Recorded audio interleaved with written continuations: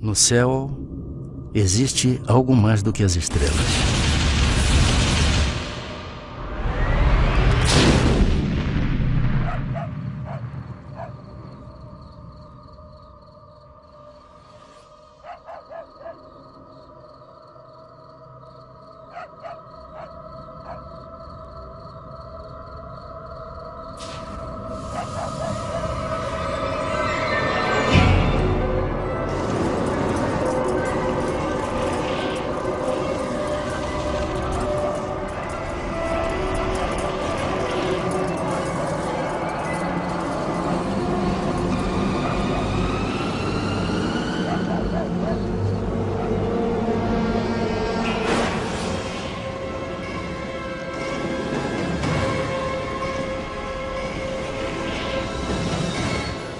Eles eram recebidos por um feixe de luz e que impedia que eles movimentassem qualquer parte do músculo, até para pedir socorro.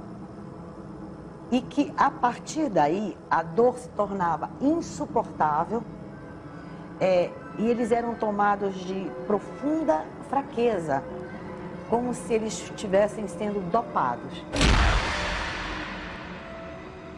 Outros moradores da região também veem a luz misteriosa e são atacados por ela. Pode correr uma vizinha. Eu, hein? Vou dormir aqui embaixo. Brisa lá em cima, essas coisas de mosquito. Ó, amanheceu, a gente pega o rumo. Precisa chegar cedo em Alcântara. E aí, Zé? Vai dormir no cafofo? Vou arrumar meu campo por aqui. Precisando de um bom descanso hoje. Esse dia é cansativo. Esse foi. Até amanhã, eu vou prender a âncora. Até amanhã. Vocês guardaram o peixe, gente? Eu guardei tudo, Guardaram? Zé. Olha lá, hein? Se te acordar, me chama. Tu é morrido.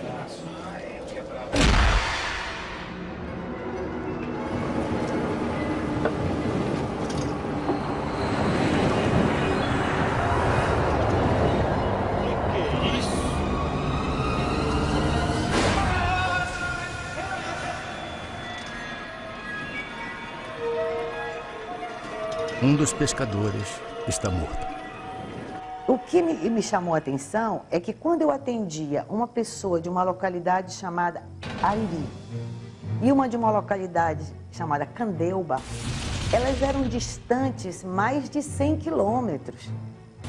E as pessoas me contavam a mesma história, sem se conhecerem, sem nunca terem se falado e na mesma noite e nos mesmos horários ou até em horários diferentes. Dezenas de pessoas entram em desespero.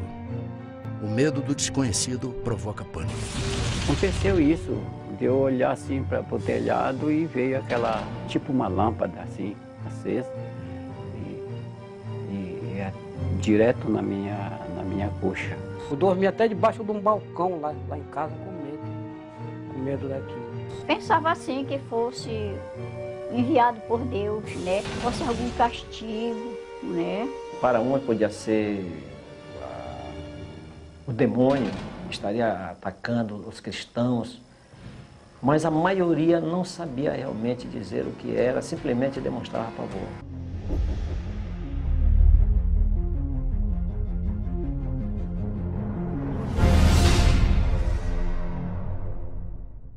Boa noite. O Linha Direta Mistério continua a série de reportagens sobre fatos estranhos que desafiam especialistas e provocam medo. Hoje você vai conhecer uma impressionante história sobre discos voadores, numa região formada por 20 municípios, conhecida como Salgado, no litoral do Pará, no norte do Brasil. Tudo começou com uma luz no céu. Em seguida, uma série de ataques a pessoas. Depois, o pânico tomou conta de uma região inteira e a população se armou para combater os seres extraterrestres. Fatos reais ou um delírio coletivo? Na dúvida, militares da aeronáutica foram convocados para investigar a presença desses objetos voadores não identificados. Durante 4 meses, foi realizada a mais importante e sigilosa investigação feita até hoje no Brasil, a chamada Operação Prato. O nome Prato é o termo internacionalmente usado pelos ufólogos para designar disco voador. A Operação Prato foi, até onde se sabe, pelo menos até hoje, a única ocasião confirmada, documentada, em que uma equipe de militares das Forças Armadas de um país esteve envolvido diretamente num processo de aproximação, identificação e possível contato com seres não terrestres, não humanos, procedentes de outros pontos do universo. A Operação Prato é um dos casos mais fantásticos que tem na ufologia brasileira. O comandante da missão secreta era este homem, o coronel da aeronáutica, o Irangê Holanda Lima, que na época era capitão. Ele guardou um segredo durante mais de 20 anos. Mas em 1997, o coronel Holanda decidiu falar. Ele apareceu no programa Fantástico da Rede Globo e logo depois deu uma entrevista impressionante à revista UFO, onde contou detalhes da Operação Prato. Vamos à entrevista, coronel? Pai, o material que o senhor pediu está tudo aqui.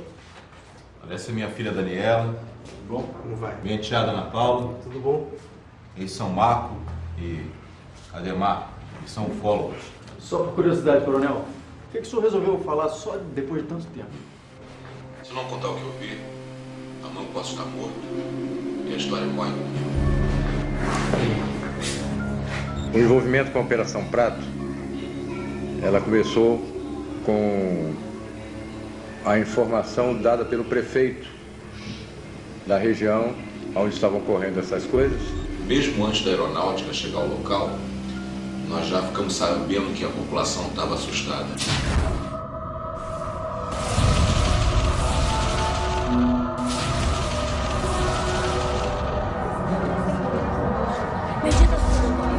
O clima era de pânico. O Senhor aprovaria o pedido só vai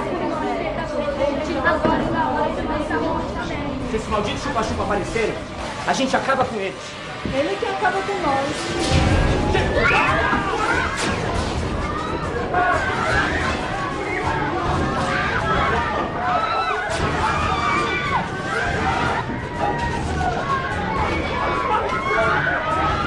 Qualquer buraquinho que tivesse, aquela luz passava e eu atingia a pessoa.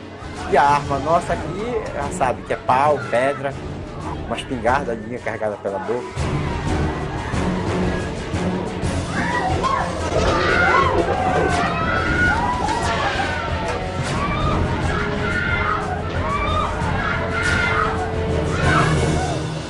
O povo vivia apavorado, porque esse feixe de luz noturno tinha já agredido várias pessoas.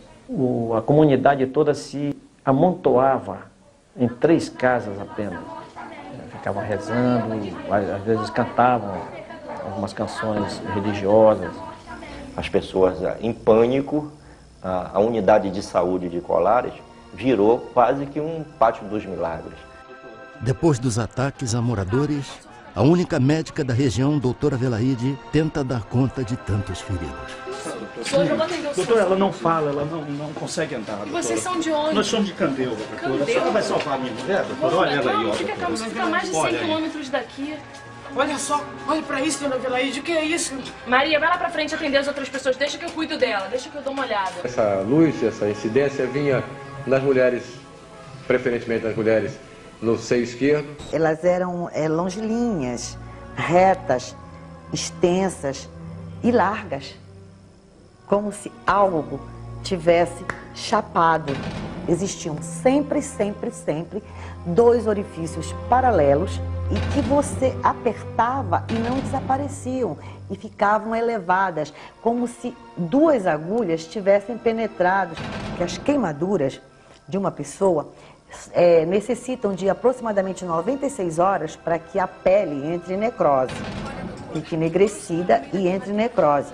Só que as queimaduras que eram feitas nas pessoas, a necrose era imediata. Realmente eu fiquei espantado de ver o que eu vi naquelas pessoas.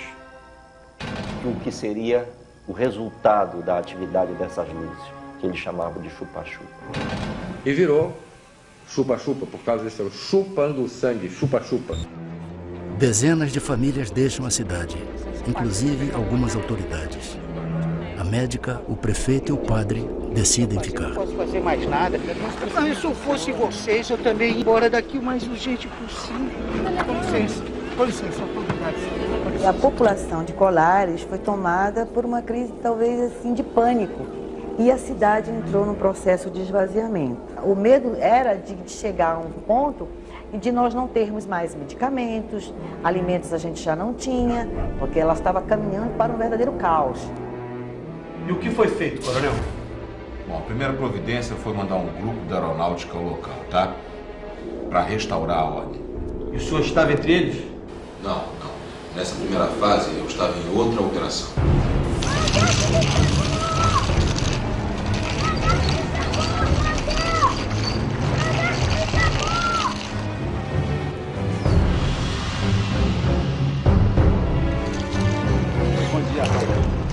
Tudo bem? Tudo bem. Nós estamos aqui numa missão para aeronáutica. Graças a Deus que vocês chegaram. Graças a Deus, as pessoas estão desesperadas. A senhora quem é? Ela é a doutora Velaide. Ah, eu acho que nós vamos precisar muito da senhora. Esse é o prefeito. Ah, bom dia, prefeito. Tudo bem? Tudo bem.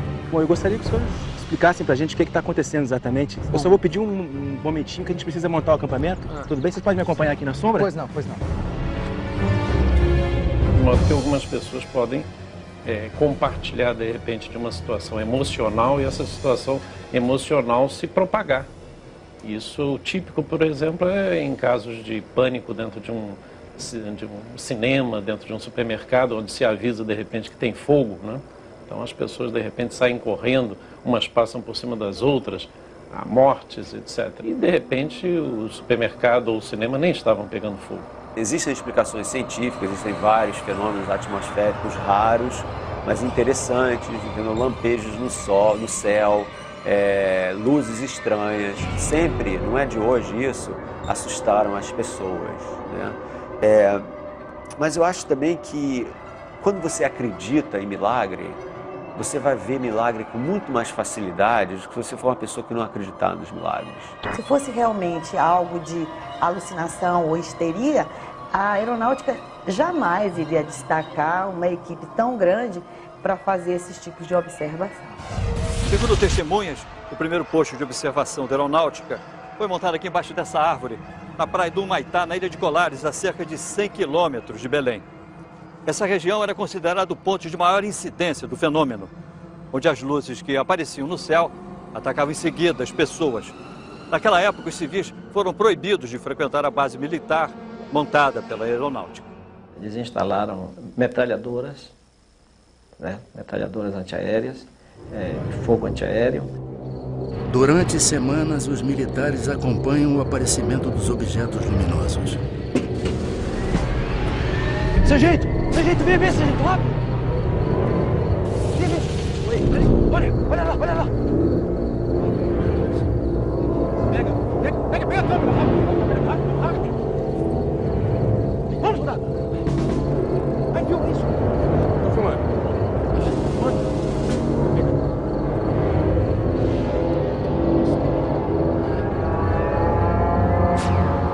Tem 20 anos que eu converso com pessoas que dizem que têm contatos com seres, né, que se dizem extraterrestres, né? E a maioria dessas pessoas tem uma reputação que você não pode ir contra. Em algum desses sistemas, deve haver um planeta com as condições que propiciaram a vida na Terra. Então, isso eu acredito. Agora, o contacto é muito difícil, dadas as distâncias gigantescas. Você pode ir para um outro planeta, vamos dizer, a 50 anos-luz de distância daqui, né, e tem lá umas bactérias, uns protozoários, né, uns vírus de alguma forma, que não tem nada a ver com vida inteligente, né? Só o fato de você ter vida não significa que você venha a ter vida inteligente. Então como é que o senhor se envolveu com a Operação Prato? Não se chamava Operação Prato. Esse nome fui eu que dei depois. Vamos combinar que se a missão era secreta, Operação Disco Voador ia ser óbvio demais, né? Então o senhor foi para a Amazônia e... Naquela época eu ainda era capitão. Eu chefiava o Paraçá, um serviço de resgate na selva. Eu tinha acabado de terminar um curso em Brasília e o comandante do primeiro Comar mandou me chamar. Segundo testemunhas, o relatório enviado pelos militares sobre o fenômeno das luzes impressiona o comando da aeronáutica. Capitão Holanda, o senhor acredita em discos voadores? Acredito no que eu posso ver, coronel. Objetos não identificados foram vistos nesta região. A maioria dos objetos apareceu aqui, ó, perto da ilha de Colares. É um povoado com muita fé, mas sem nenhuma instrução. A maioria são pescadores e lavradores. E como é que eles estão reagindo? A nossa equipe enviou esse relatório. Leia, por favor. E um analista psicológico que fazia parte da própria operação, ele chegou a redigir um relatório assinando embaixo o seguinte, que se aquele fenômeno não cessasse, ou se alguma coisa não fosse feita para preparar aquela população para conviver com aquele tipo de situação, ele temia que os mais fracos de espírito, essas são as palavras do próprio relatório, passassem a buscar a autoaniquilação, ou seja, um processo de suicídio em massa. É impressionante, coronel. Parece até filme de ficção científica daqueles que... Mas não é. Capitão Holanda, eu quero que o senhor assuma o comando desta missão. Entendido? Dispensado. Sim, senhor. Durand Holanda era um cara bastante destemido, por isso até que ele foi escolhido. Ele tinha a noção muito clara de que objetos voadores não identificados existiam. Ele acreditava em vida em outros planetas e acreditava que os discos voadores realmente eram um fato legítimo. Mas ele não acreditava que os fenômenos que estavam acontecendo naquela região tivessem qualquer coisa a ver com discos voadores. O capitão Holanda chega à cidade. É a maioria aqui da região, capitão, e de algumas cidades próximas daqui. E as lesões são todas idênticas? É sempre assim, queimaduras, na vertical, com 2 orifícios paralelos. Doutor, esses ferimentos devem ter sido causados por algum tipo de inseto. No início eu também achei que fosse, capitão. Mas agora são tantas as pessoas com as mesmas características que eu não sei mais. Doutora, a senhora acredita em chupa-chupa? O senhor acredita? Eles me procuravam diariamente para saber o número de pessoas que eu tinha atendido, as entrevistava.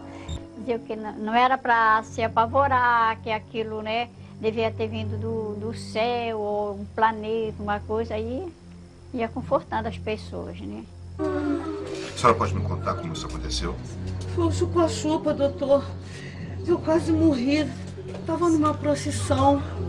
Era uma romaria.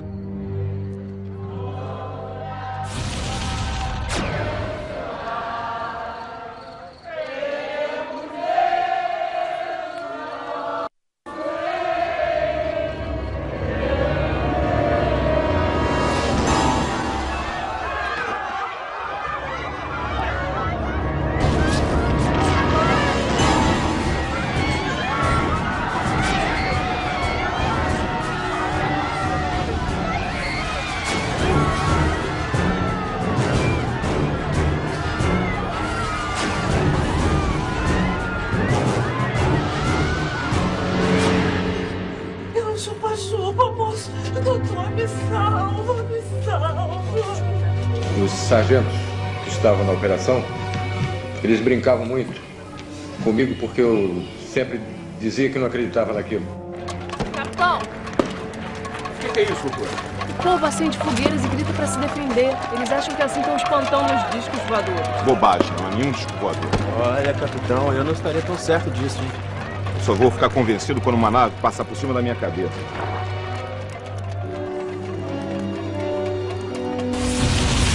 A equipe de observação comandada pelo capitão Holanda era formada por mais de 60 pessoas, entre militares do serviço secreto, médicos e até psicólogos, que vieram à cidade com o objetivo de acalmar a população. Nesse local, a chamada Praia do Machadinho, o capitão Holanda viveu uma experiência que o marcaria pelo resto da vida. Não adianta, essas luzes não me convencem, isso não passa de um fenômeno atmosférico. Mas, capitão, o senhor fotografou as luzes? Exatamente, fotografei luzes, nada mais do que luzes. Não adianta, o capitão só vai acreditar quando uma nave dessas passar em cima da sua cabeça, né?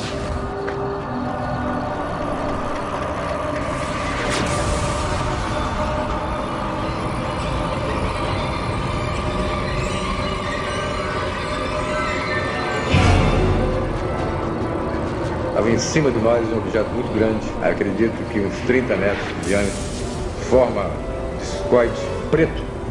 Nós ficamos olhando, estupefatos, assustados, parado em cima da gente a uns 200 metros de altura. O que eu vi não tinha me satisfeito até aquele momento. Dali para frente não tinha mais dúvida nenhuma. Alô, capitão? Sim, sargento. Eu tô aqui com um vigia daquela olaria que fica ali perto do rio, e ele tá me contando uma história que eu acho importante o senhor ouvir. Tô aqui na cidade, vamos pegar um depoimento. Capitão, o senhor me desculpe, mas eu acho que é importante o senhor ouvir. Coloca ele então no rádio. Pois não, vou passar pra ele. Pode falar normalmente, me conta aquela história. Seu Luiz, o que o senhor tem para me contar? Eu tava na beira do rio quando eu vi uma paca.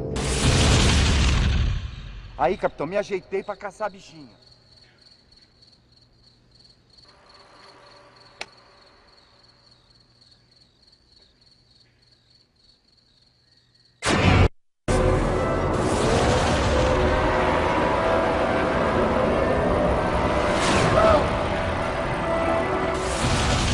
O senhor pode levar até o local onde o senhor viu essas luzes?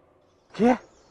E lá outra vez, capitão? Nós tivemos oportunidade de chegar a uma pessoa que tinha tido um avistamento impressionante. Os agentes entraram para tomar um café e comer uma bolacha, alguma coisa lá, antes de entrar no barco para a gente ir para a missão. E eu, como chefe da missão, não podia me dar essas mordomias. Eu fiquei olhando fora, vendo o ambiente.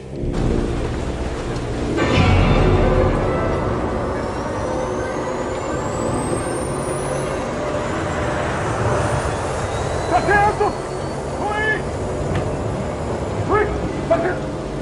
Vocês viram? O que? Vocês viram? Não!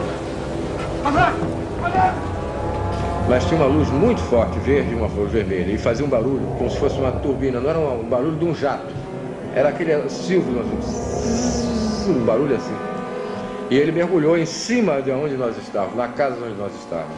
Nenhum piloto faria uma coisa dessa, porque isso é morte certa. O capitão Holanda vai ao lugar onde o vigia teria visto o fenômeno e fica decepcionado. Foi neste local que o senhor viu as Eu luzes? estou dizendo pro senhor, seu capitão, as luzes, aquela coisa surgiu de trás daquelas árvores. De repente veio aquele clarão em cima de mim. Eu vim correndo, porque eu me assustei e a luz passou em cima aqui de mim, uma luz vermelha. Nós já estamos há mais de 3 horas aqui e nada acontece. Sargento, vamos embora. Luiz, muito obrigado, vamos mudar.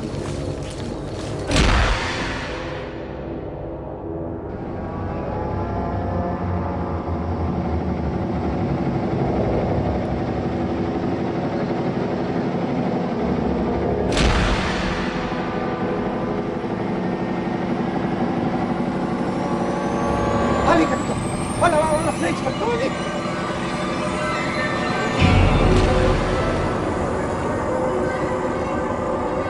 Luiz, desliga o motor! Agora a gente vai passar a noite aqui! Soldado, soldado! No binóculo, no binóculo!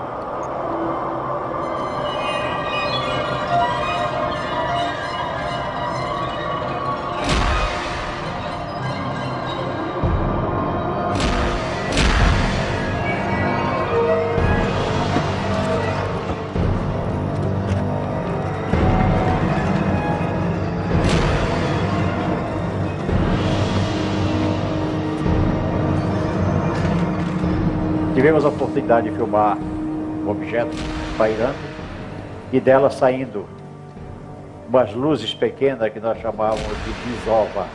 Mas voavam numa velocidade, entravam na mata, tiravam rasante, coisa fantástica. Brincavam conosco, a verdade é que eles brincavam conosco. Se eles chegassem até aqui, depois de tamanha viagem, tamanho custo, o menos que eu esperaria é que eles fiquem brincando.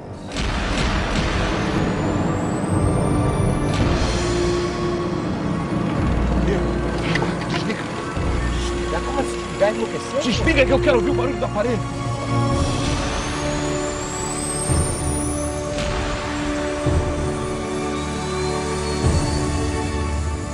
E ficou na nossa frente uma coisa assustadora, um objeto muito grande.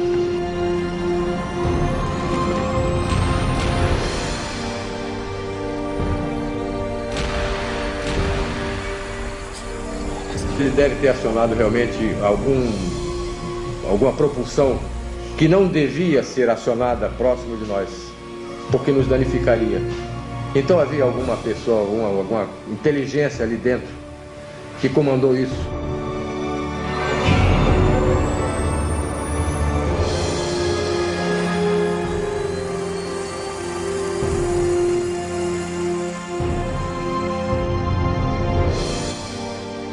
Ele disparou com uma velocidade incrível para o firmamento e sumiu no meio das estrelas. Existem centenas de bilhões de outras galáxias, então eu sempre brinco que existe mais estrela no universo do que grão de areia na praia de Copacabana, sabe? Então você pega um punhado de grãos de areia e você fala, isso tudo aqui é estrela espalhada pelo universo, né? Só que até o momento não existe absolutamente nenhuma prova concreta de que nós fomos visitados por uma outra civilização inteligente.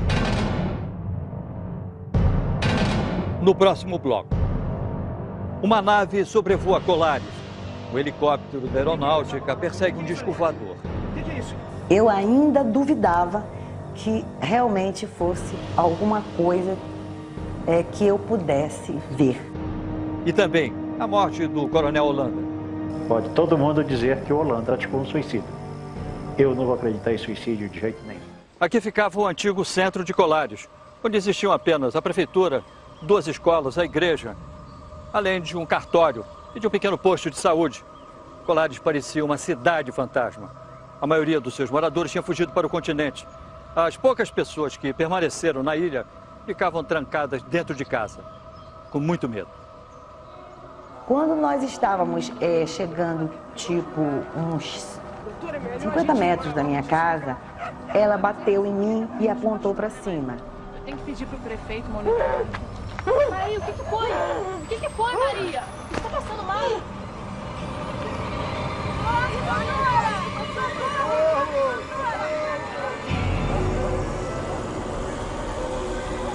E vi um objeto, mas tão próximo, e tão bonito. Até este momento, mesmo tendo atendido toda esta enormidade de habitantes atacados por este ser não explicável, eu ainda duvidava que realmente fosse alguma coisa que eu pudesse ver. Mais uma testemunha procura a aeronáutica em busca de ajuda. O morador Antônio Ferreira convence os militares a ir até o local onde teria avistado um disco voador.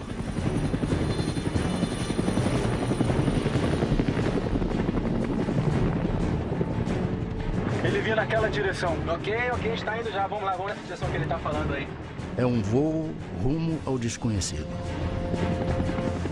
Ele vinha naquela direção. Já entendi. Está indo pra lá. Na minha frente. O que é isso? De repente, uma surpresa. O que é isso? O que é isso? O que está acontecendo aqui? O que está acontecendo? A aproximação com a nave provoca uma pane no helicóptero, mas os militares conseguem retomar o controle do aparelho. E na hora o piloto explicou por que o helicóptero começou a descer? Ele explicou devido à nave que paralisou. A hélice toda parou, só funcionou a hélice de cima. Nós viemos baixando. Quando ele viu que nós viemos se aproximando do chão, ele rodou e acionou essa alavanca, aí funcionou. Segundo os ufólogos, num relatório para a aeronáutica, o capitão Holanda se rende às evidências.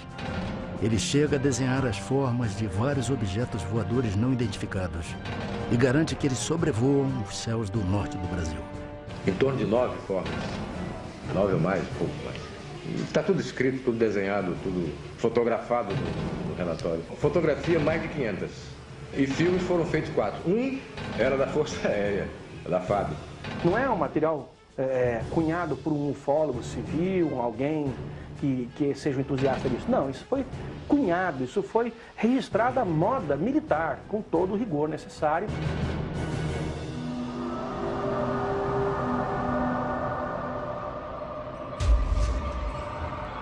O capitão Holanda se torna um homem obcecado pelos objetos luminosos.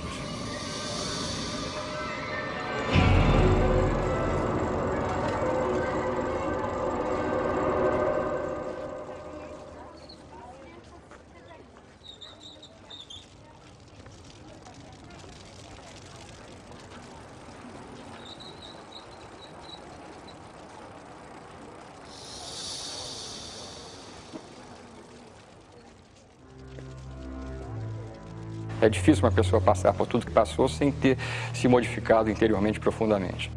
Segundo o comandante Ubiratã Pinon, amigo do capitão Holanda, a aeronáutica o chamou para o fim da operação. Eu creio que nós deveríamos... Boa tarde, senhores. Boa tarde, capitão. Os senhores leram o meu último relatório? Lemos, capitão. Incrível, não? A nave pousou quase em cima da embarcação. Capitão, a Operação Prato acabou. Acabou? Acabou? Mas nós fizemos descobertas extraordinárias, brigadeiro. A aeronáutica não está mais interessada nesta operação. Tragam seus homens de volta. Nós já temos outra função para o senhor. Mas nós estamos prestes a fazer contato com os extraterrestres. A Operação Prato está oficialmente suspensa, capitão. Ouviu bem? Sim, senhor. Com licença. E o que é que a aeronáutica vai fazer com todas essas informações? Capitão, nada o impede de continuar investigando sozinho. É exatamente isso que eu vou fazer agora. Com licença. A FAB parou por 4 meses e a operação ela andou parar.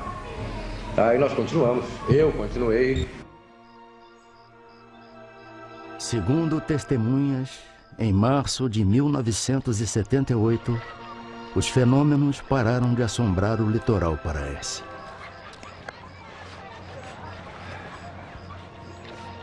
Ainda procurando as naves, capitão? O senhor não desiste, hein? E a senhora já esqueceu, doutora? O que acontece é que eles nunca se afastaram daqui. Até hoje, eles continuam aparecendo. Acredito muito que eles estão entre nós, vivendo igual a nós, alguns deles, procurando uma maneira de nos conhecer melhor. Você não sabe se a pessoa que você está conversando é o alienígena ou não. Segundo revelou a amigos, o capitão Holanda, mesmo depois do fim da Operação Prato, continua a fazer novos contatos.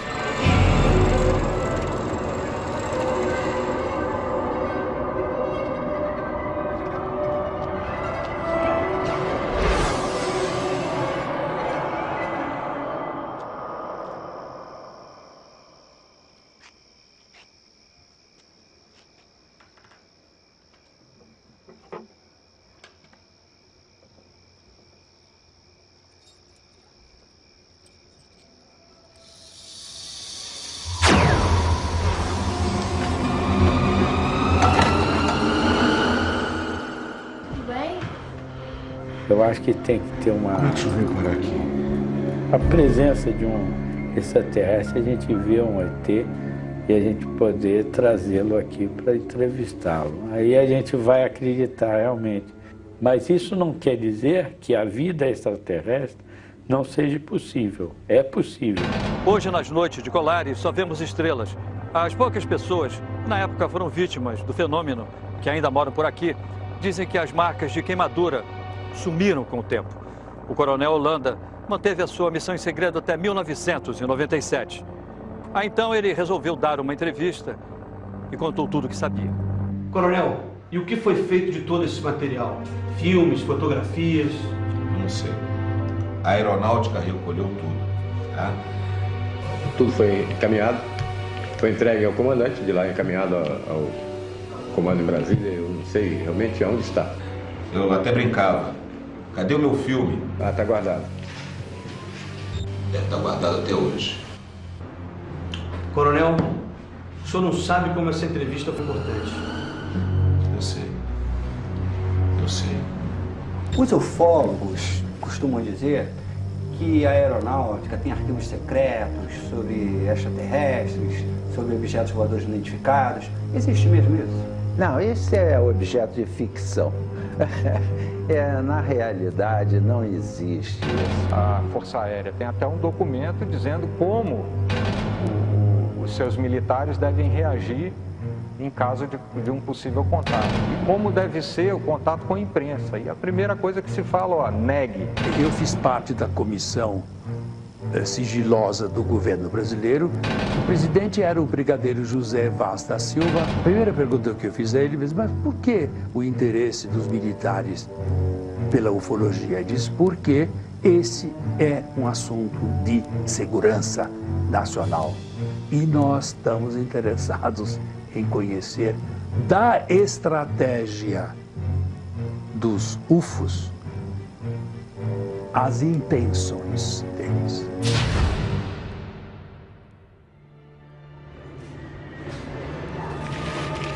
Pai, vem ver o filme com a gente. Pai, você tá bem?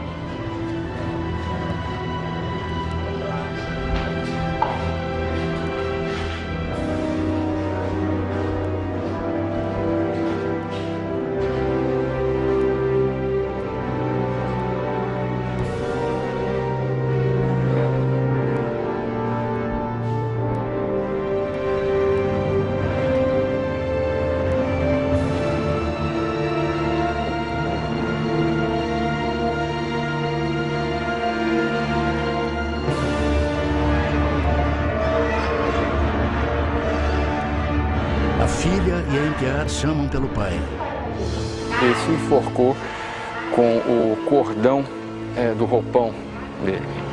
Ele amarrou numa parte alta da cabeceira da cama. Ele vinha sofrendo um processo depressivo que periodicamente se estabelecia de maneira mais acentuada há muitos anos. Pode todo mundo dizer que o Holanda praticou um suicídio. Eu não vou acreditar em suicídio de jeito nenhum. E acredito que por um motivo qualquer, acontece algo com as pessoas que vão além dos seus conhecimentos ou falam algo de que não estão autorizados a falar.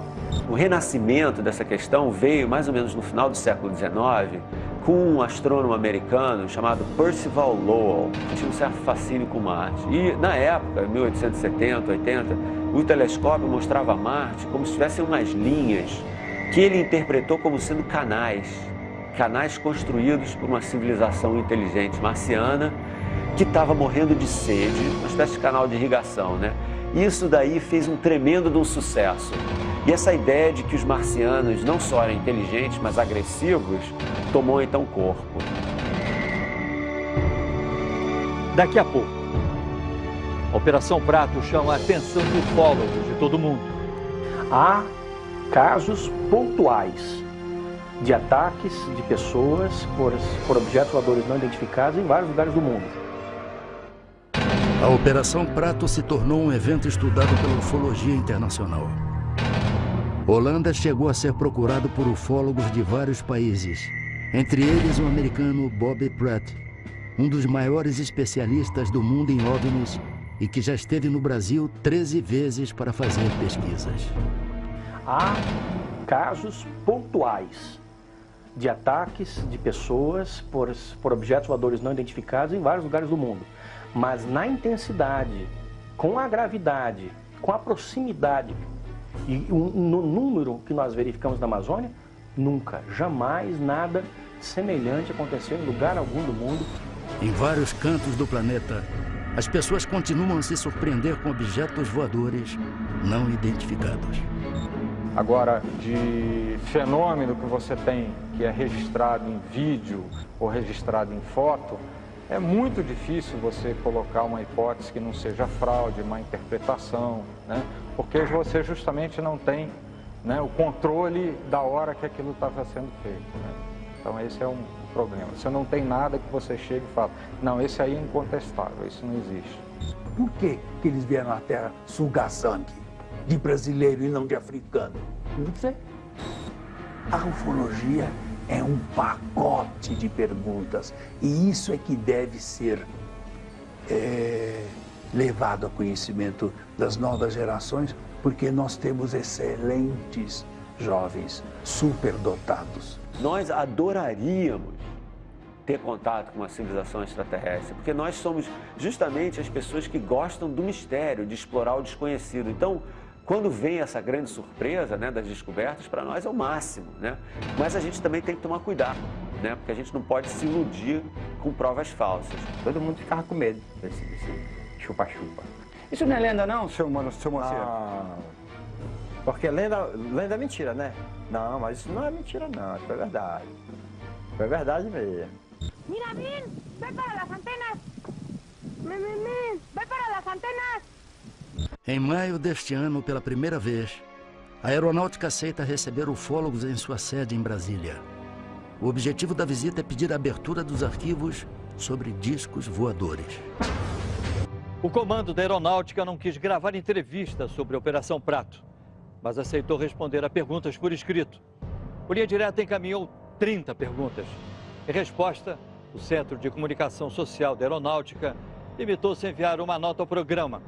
Segundo a Aeronáutica, a visita do grupo de ufólogos foi realizada para mostrar a eles o trabalho da Força Aérea Brasileira na área de defesa e controle do espaço aéreo nacional. Sobre a Operação Prato, continua a Aeronáutica.